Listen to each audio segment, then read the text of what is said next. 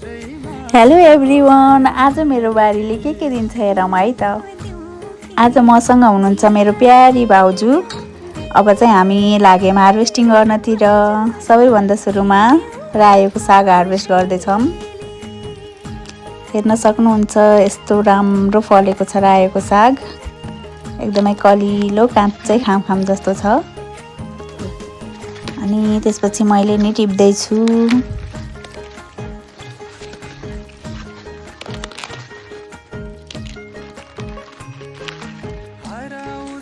त्यसपछि अब टमाटर हार्भेस्ट गर्न पर्यो। अलिअलि पाकेको छ टमाटर चाहिँ। घरकै एकदमै अर्ग्यानिक हो, विथआउट केमिकल।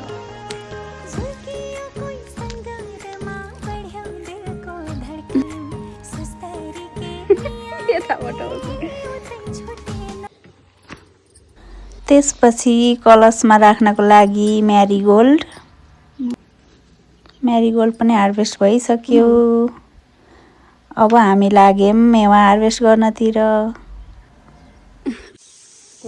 ल ओ my God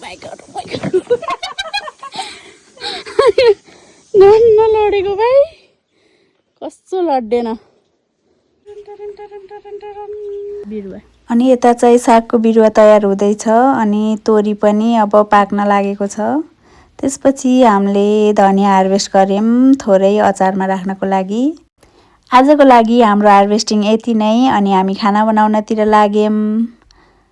thank you so much for watching. By.